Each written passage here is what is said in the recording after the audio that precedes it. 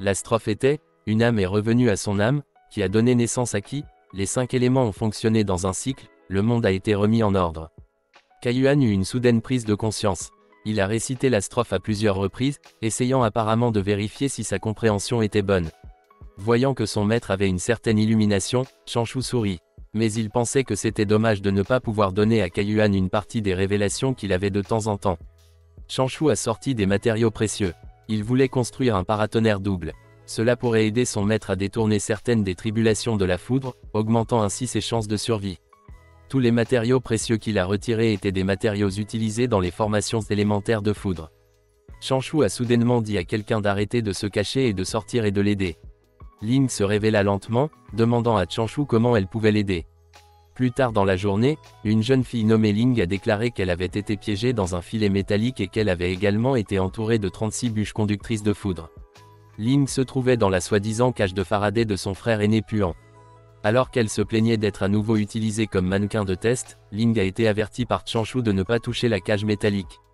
Lorsque Chanshu a dit qu'il allait commencer, Ling a été surpris, voyant que Chanshu avait sorti beaucoup de talismans éclairs. La foudre a frappé la cage dès que Chanshu a activé les talismans. À l'intérieur de la cage, Ling avait l'air si impuissante. Tout ce qu'elle pouvait faire, c'était crier et se recroqueviller de peur. Les éclairs, ainsi que les cris de Ling, ont continué pendant un certain temps. Soudain, Ling remarqua quelque chose qui la stupéfia. Elle a découvert que la cage de Faraday de Chanshu avait vraiment été capable de la protéger de la foudre. Lorsque la foudre s'est arrêtée, Chanshu, qui avait utilisé la technique de fuite terrestre pour se cacher sous terre, a informé Ling qu'elle pouvait déjà sortir de la cage.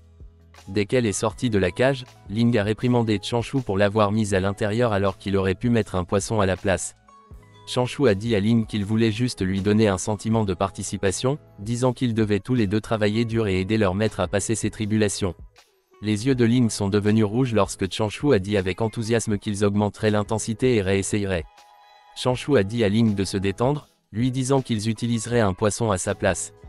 Ils reprirent immédiatement leur expérience, augmentant l'intensité du temps. 3 jours plus tard, Chanshu exprima sa surprise après avoir vu que leur maître était déjà sorti. Alors qu'il s'adressait à Ling et Chanshu, Kaiyuan avait l'air d'avoir du mal à croire ce qu'il voyait. Le paysage naturel autrefois relaxant était devenu une zone pleine d'arbres morts et de terrains creux. Kaiyuan a crié après ses disciples, leur demandant ce qu'ils faisaient. Il a réprimandé Chanshu, lui disant qu'au lieu de cultiver, il avait enseigné à Ling comment semer le trouble. Ling raisonna rapidement pour Chanshu. Elle a dit à Kaiyuan que Chanshu essayait juste de créer un trésor qui pourrait l'aider à endurer la tribulation. Kaiyuan devint soudainement silencieux. Après avoir vu la réaction de son maître, Chanshu a demandé à Kaiyuan si la raison pour laquelle il avait arrêté de parler était parce qu'il avait été touché par ses efforts. Kaiyuan a dit à Chanshu que ce n'était pas parce qu'il avait été touché mais parce qu'il sentait que sa tribulation arrivait déjà.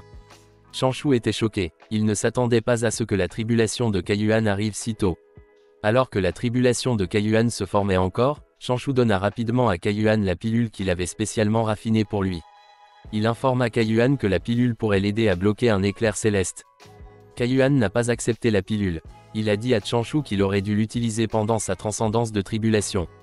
Kaiyuan pensait que la pilule aurait simplement été gaspillée pour lui. Chanshu a rappelé à Kaiyuan que c'était lui qui l'avait enseigné et guidé sur le chemin du Tao. Lorsque Chanshu a menacé de détruire la pilule si Kaiyuan ne l'acceptait pas, Kaiyuan a dit à Chanshu qu'il n'était pas obligé d'être comme ça, disant qu'il savait mieux quelles étaient ses chances. Mais lorsque Chanshu lui a dit qu'il avait 11 pilules de plus, Kaiyuan a accepté la pilule à contre-cœur. Jura Chanshu, il ne pouvait pas comprendre pourquoi la tribulation céleste était arrivée sans aucun avertissement. Il a ensuite exhorté Kaiyuan à entrer rapidement dans la cage de Faraday, lui rappelant qu'il ne pouvait utiliser la pilule qu'après avoir senti qu'il ne pouvait plus tenir le coup. Quelques instants plus tard, la cage de Faraday a commencé à être frappée par la tribulation de Kaiyuan. Chanshu et Ling ont encouragé leur maître, lui disant qu'il pouvait le faire, qu'il fallait simplement avoir confiance et ne jamais abandonner. Kaiyuan a crié, disant que s'il ne se battait pas pour survivre, cela ne servait à rien d'exister. Il a déclaré que ce jour-là, il se battrait. Soudain, des griffes sortirent des nuages. Un dragon rouge se révéla bientôt. Il ne cache pas son arrogance. Il a ordonné aux responsables de la secte Immortal Du de sortir immédiatement, comme s'ils ne pouvaient pas attendre une seconde de plus. Le dragon appela à nouveau le chef de la secte Immortal Du. Au petit Piction, Ling a demandé à Chanshu de confirmer si les nuages dans le ciel étaient les nuages de tribulation de leur maître.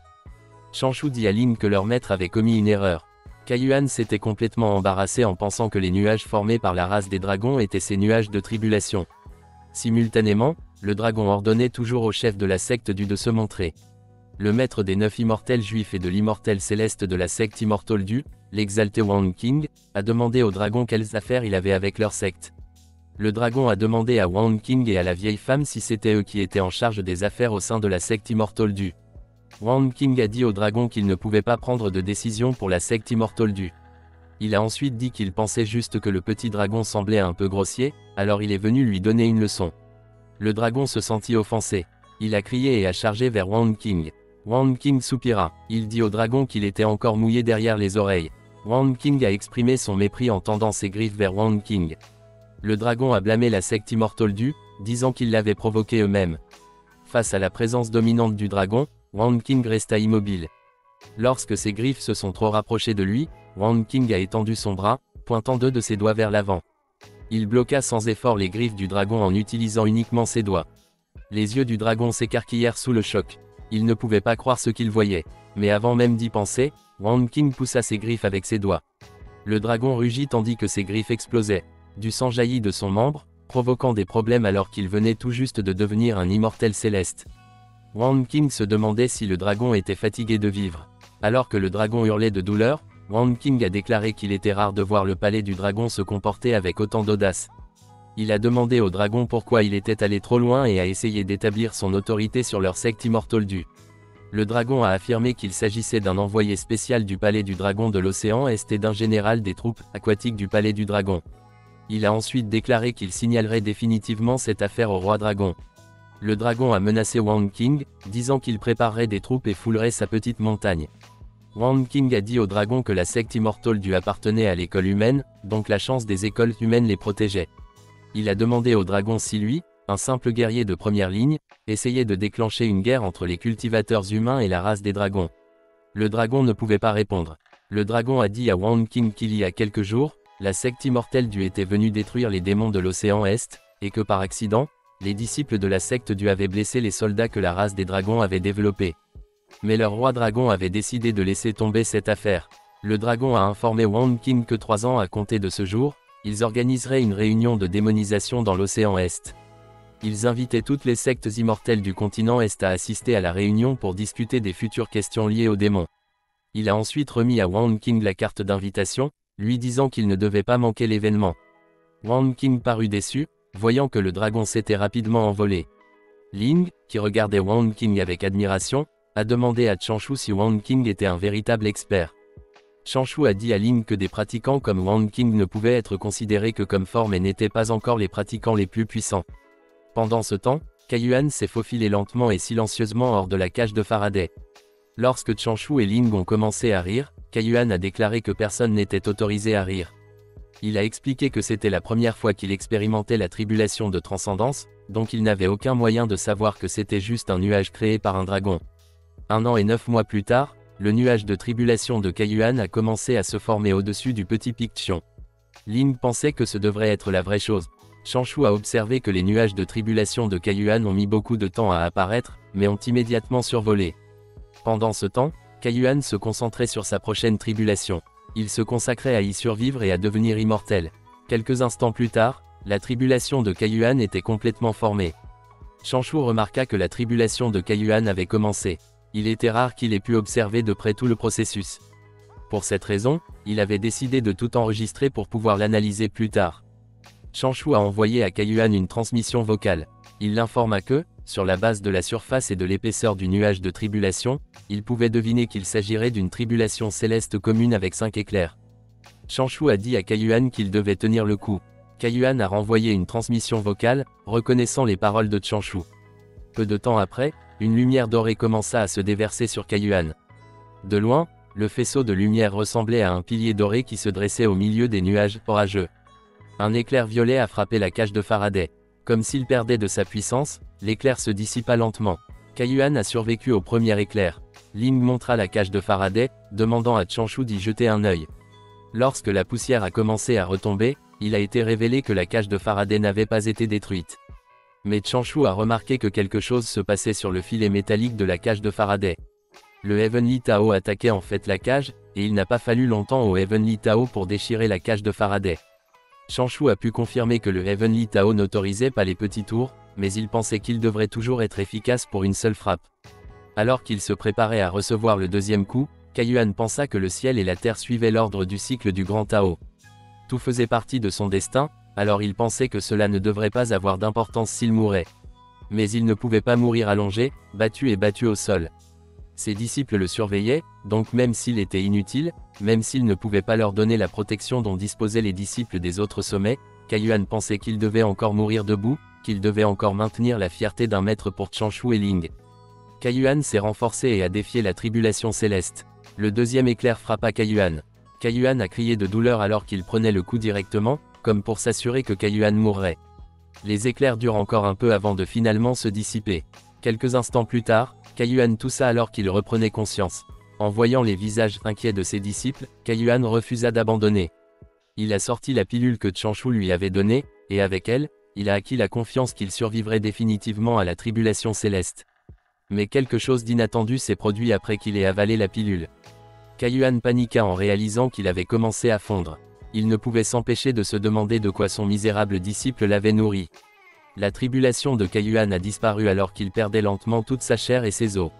Il s'est transformé en une flaque de sang. Les spectateurs de divers sommets étaient perplexes quant à la raison pour laquelle la tribulation céleste avait soudainement disparu. Quelques instants plus tard, les cultivateurs de la secte du secte se sont rassemblés au petit pic Xion. Dès qu'ils ont vu la flaque de sang, ils ont immédiatement su qu'il s'agissait de Kaiyuan. Ils comprirent que c'était la délivrance par exécution, que Kaiyuan était devenu un immortel trouble. Ils ne pouvaient pas croire qu'il y avait réellement quelqu'un qui utiliserait encore une pilule fondante immortelle. 3 lumières immortelles brillaient dans les cieux, tandis que le Kai spirituel convergeait vers le sol. Le corps de Kaiyuan a commencé à se reconstruire. Il a été délivré par exécution sous la tribulation céleste et est devenu un immortel trouble. Kaiyuan pensait qu'à partir de ce moment, il ne pourrait plus relever la tête dans la secte. Il ne pouvait s'empêcher de se demander si ses disciples le mépriseraient également. Dès la fin du processus, Ling a immédiatement embrassé Kaiyuan, lui disant qu'elle avait tellement peur. Et avec un sourire chaleureux, Chanshu a félicité Kaiyuan. Kaiyuan a été touché. En tant que maître, il n'arrêtait pas de penser à l'idéal de mourir dans la tribulation céleste et négligeait presque les efforts de ses disciples. Kaiyuan savait que Chanshu avait dû endurer beaucoup d'épreuves pour fabriquer la pilule. Il se sentait content d'avoir pu survivre, pensant qu'il pourrait au moins protéger ses 2 bons disciples. Kaiyuan s'est rendu compte que la route devant lui n'était pas goudronnée. Un peu plus tard, d'autres cultivateurs du secte se sont rassemblés au petit pic Chiang. Chacun d'eux a exprimé ses salutations de félicitations pour Kaiyuan. Cria Kaiyuan, disant que les immortels troubles étaient également des immortels, donc ils vivraient heureux pendant 10 000 ans. Chanshu envoya à Kaiyuan une transmission vocale, lui disant que si quelqu'un lui posait des questions sur la pilule qu'il avait mangée pour utiliser la délivrance par exécution, il devrait simplement dire que c'était une pilule fondante immortelle et que la recette se trouvait dans l'avant-dernière bibliothèque du salle extérieure du Tao Sutra. Chanshu a ensuite informé Kaiyuan qu'il ne pouvait donner qu'un maximum de 3 pilules si quelqu'un lui demandait des pilules fondantes, immortelles de rechange. Kaiyuan a reconnu les instructions de Chanshu. Chanshu a demandé à Ling d'attendre là-bas, lui disant que si leur maître invitait des gens à prendre le thé, elle devrait se rappeler de bien servir les gens. Il a ensuite dit qu'il allait se reposer un moment et attendre que Kaiyuan ait fini ce qu'il avait à faire. Plus tard dans la journée, dans la chambre à pilules, Chanshu s'assit confortablement sur une chaise avec 4 lotus dorés flottant devant lui. Soudain, il ouvrit les yeux et sentit que quelqu'un arrivait. Il fit rapidement un signe de la main, dispersant les lotus dorés.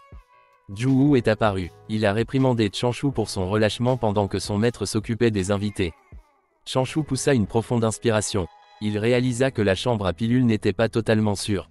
Il a décidé de se cacher dans la chambre souterraine secrète lorsqu'il cultiverait à l'avenir. Zhu a dit à Chanshu que les jambes de sa sœur cadette allaient se briser à force de courir d'avant en arrière. Chanshu pensait qu'il n'aimait pas les foules et qu'il n'avait donc d'autre choix que de demander à sa sœur cadette de travailler plus dur. Zhu n'a pas cherché à résoudre le problème. Il a donné un trésor à Chanshu, disant qu'il l'avait donné à Chanshu pour ne pas dire qu'il avait seulement bu le précieux vin sec du Gange de Chanshu sans en tirer aucun avantage. Pendant qu'il recevait le trésor, Chanshu a demandé à Zhu de quoi il s'agissait. Mais dès que le trésor est tombé entre ses mains et a commencé à publier quelques textes, Chanshu a immédiatement reconnu qu'il s'agissait de la première partie du sutra signature d'Immortal du Sec, le sutra de l'incantation. Chanshu a demandé à Zhu s'il était autorisé à la voir. Zhu Wu a informé Chanshu que les 20 meilleurs disciples de chaque génération seraient autorisés à comprendre le sutra de l'incantation à l'avance. Il a ensuite dit que Chanshu était définitivement l'un des 10 meilleurs disciples de la secte puisqu'il était déjà dans la 6e étape du royaume du retour du vide. Zhu Wu a dit à Chanshu qu'il se souvenait qu'il avait percé lors de leur dernier verre ensemble. Chanshu se demanda de quoi Zhu Wu parlait lorsqu'il se souvint soudain que la dernière fois qu'ils avaient bu ensemble, il avait soudainement eu une révélation. Mais il ne voulait pas encore subir la tribulation céleste, alors il a supprimé sa cultivation à ce moment-là. Il y a quelques mois, alors qu'il buvait, Chanshu a déclaré qu'en buvant du vin sous la lune, le couple donnait naissance à 3 enfants. Zhu Wu a félicité Chanshu, lui disant que ses paroles étaient assez profondes. Plus tard dans la nuit, Zhu Wu était déjà ivre, criait-il, exprimant son étonnement. Soudain, il remarqua qu'il y avait du vent. Lorsqu'il regarda Chanshu, les yeux de Zhu Wu s'écarquillèrent sous le choc. Il ne pouvait pas croire que Chanshu puisse même percer en quelques mois seulement, se souvenant de ce qui s'était passé. Chanshu ne put s'empêcher de mettre sa main sur son visage. Zhu Wu a assuré à Chanshu qu'il n'avait pas révélé le fait qu'il était déjà à la 6e étape du royaume du retour du vide. Il a ensuite dit qu'il avait déployé beaucoup d'efforts pour persuader l'ancien de la salle des récompenses afin d'obtenir le sutra de l'incantation à l'avance pour Chanshu. Zhu Wu a demandé à Chanshu s'il voulait essayer de cultiver le sutra de l'incantation. Chanshu a rapidement dit qu'il le voulait, mais il a rejeté les bonnes intentions de Zhu Wu, disant qu'il n'aimait jamais sortir de la montagne. Zhu Wu fut surpris. Il a demandé à Chanshu comment il savait qu'il voulait qu'il sorte. Chanshu a déclaré que la nouvelle de l'invitation du palais du dragon de l'océan Est pour eux à assister à la rencontre de balayage des démons s'était répandue au sein de la secte, alors il a déduit et deviné ce que Zhu Wu voulait qu'il fasse. Zhu Wu a affirmé qu'il ne voulait pas déranger Chanshu, mais il n'avait pas le choix puisqu'il n'y avait pas beaucoup de disciples intelligents dans la génération de Chanshu. Même le disciple le plus expérimenté, Yuan King, a eu des ennuis et a été exécuté. Zhu Wu a informé Chanshu qu'en dehors du palais du dragon de l'océan Est, il y avait de nombreuses autres sectes immortelles gênantes, qui essaieraient très probablement de trouver des ennuis avec leurs disciples. Zhu Wu a ensuite déclaré que les membres de leur secte ne le savaient peut-être pas, mais ils savaient que Chanshu était stable, fiable, ingénieux et décisif. Il voulait que Chanshu vienne avec lui, afin que, lorsque le besoin s'en faisait sentir, il puisse guider ses condisciples. Zhu Wu a assuré à Chanshu qu'il serait absolument en sécurité, disant qu'il dirigerait l'équipe personnellement et que quelques anciens de la secte les accompagneraient également. Chanshu a toujours refusé. Il a dit à Zhu Wu qu'il voulait toujours rester sur la montagne et cultiver en paix. Comme s'il avait abandonné, Zhu Wu a demandé à Chanshu d'oublier cela, disant qu'il n'était pas un homme méchant pour le forcer à faire quelque chose qu'il ne voulait pas faire. Zhu Wu a alors déclaré qu'il semblait qu'il n'avait pas d'autre choix que de réorganiser les rangs des disciples et de voir s'il avait manqué quelque chose. Il a dit à Chanshu qu'il ne pouvait pas garantir qu'il ne serait pas découvert. N'ayant pas le choix, Chanshu a admis sa défaite et a accepté d'y aller également. Zhu Wu ne put s'empêcher de sourire tout en exprimant sa satisfaction. Pendant ce temps, Ling, qui venait de terminer les tâches ménagères, a réprimandé Chanshu pour ne pas être venu l'aider. Soudain, elle aperçut une gourde géante. Ling se demanda si Zhu était encore venu chercher Chanshu. Elle commençait à penser qu'il devait y avoir quelque chose entre Chanshu et Zhu puisque l'intervalle le plus long entre les visites de Zhu au cours des dernières années n'avait été que de 20 jours. Quelques instants plus tard, à l'intérieur de la chambre à pilules, Chanshu a donné sa confirmation lorsque Zhu lui a demandé si elle devait simplement laisser la chose qu'elle tenait dans le stockage. Simultanément, Ling a exprimé son choc après avoir vu à quel point la chose que Zhu portait était énorme. Cela lui faisait penser que Chanshu préférait les plus gros. Ling s'est immédiatement dit qu'il valait mieux ne pas se comparer aux autres. Après tout, elle était encore en train de grandir. Ling était toujours déprimée lorsqu'une femme a soudainement attiré son attention. Ling était alarmée. Elle se retourna rapidement, se demandant qui était cette femme. Des pointes dépassaient de ses jointures, comme si elle se préparait à attaquer immédiatement la femme. La femme était en fait Yaoqin Xuanya. Xuanya a demandé à Ling si Chanshu vivait là-bas. Ling se figea sous le choc. Elle ne s'attendait pas à voir Yaoqin Xuanya. Elle ne pouvait s'empêcher de se demander s'il se passait également quelque chose entre Chanshu et Yaoqin Xuanya. Au même moment, Yaoqin Xuanya regardait les jointures de Ling, se demandant ce qu'elle faisait. Plus tard dans la journée, dans une pièce, Ling se demandait encore pourquoi il cherchait tout son frère aîné. Chanshu n'était allé sur le continent nord qu'une seule fois, mais 2 cultivatrices avaient déjà les yeux rivés sur lui. Ling pensait que si Chanshu se rendait à la prochaine réunion de préparation 1 an plus tard, elle manquerait de chaises chez elle. Lorsqu'elle n'en pouvait plus, Ling demanda à Yaoqin Xuanya ce qui l'avait amené à leur petit pic-tion. Yaoqin Xuanya a dit à Ling qu'elle était venue remercier Chanshu. Xuanya a expliqué qu'après son retour dans leur secte, elle avait été punie et obligée de rester isolée sur le sommet Brise-Ciel pour réfléchir à ses actions. Elle a ensuite dit que sa punition avait pris fin il y a quelques jours, elle était donc venue remercier Chanshu de l'avoir aidée. Elle a informé Ling que Chanshu lui avait sauvé la vie à 2 reprises. Après avoir vu l'expression de Yaoqin Xuanya, Ling se sentit encore plus menacée. Elle avait vu le même regard sur son visage lorsqu'elle avait regardé le miroir de cuivre en pensant à Chanshu. Juju s'est soudainement réveillée. Elle a exprimé sa surprise après avoir vu Yaoqin Xuanya. D'un autre côté, Ling pensait qu'elle devait convaincre son frère aîné le plus tôt possible, sinon elle ne pourrait pas dormir la nuit. Juju a demandé à Ling si la formation du réseau s'était déjà ouverte. Ling a informé Juju que ce n'était pas encore le cas. Elle a ensuite dit que Chanshu semblait raffiner des pilules ou cultiver puisqu'il n'avait pas répondu à la transmission vocale qu'elle lui avait envoyée. Juju a exprimé qu'elle était heureuse que Yaoqin Xuanya soit là. Elle a ensuite demandé à Ling de jouer à Road to Immortality avec elle. Road to Immortality était un simple jeu de société créé par Chanshu. Il était également connu sous les noms d'Immortal Life Simulation et Immortal Monopoly. Sachant que c'était l'œuvre de Chanshu, Yaoqin Xuanya a demandé à Juju de la laisser jouer également. Juju a accepté et a ensuite dit qu'elle commencerait. Ling voulait que les choses soient justes, alors elle a suggéré de jouer à pierre-feuille-ciseaux pour décider qui commencerait. Comme si elle essayait d'agir avec maturité, Juju a cédé, affirmant que la jeune génération ne savait plus comment respecter ses aînés. Les 3 femmes se mirent immédiatement à jouer à pierre-feuille-ciseaux. Yaoqin Xuanya a utilisé des ciseaux, tandis que les 2 autres ont utilisé du papier, donc Yaoqin Xuanya a gagné la partie. Depuis qu'elle a gagné, Yaoqin Xuanya a pu lancer le dé en premier.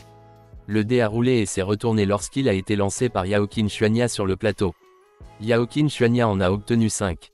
Elle prit sa pièce et la plaça sur le plateau. Elle a ensuite déplacé sa pièce de cercle en cercle, étape par étape, et lorsqu'elle s'est finalement arrêtée au 5e cercle, elle a déclenché une récompense. La récompense, intitulée Nettoyer le sol de la secte, indiquait que Yaoqin Xuanya avait extrêmement bien réussi à nettoyer la secte. Les anciens de la secte l'ont donc récompensé avec 20 pierres spirituelles.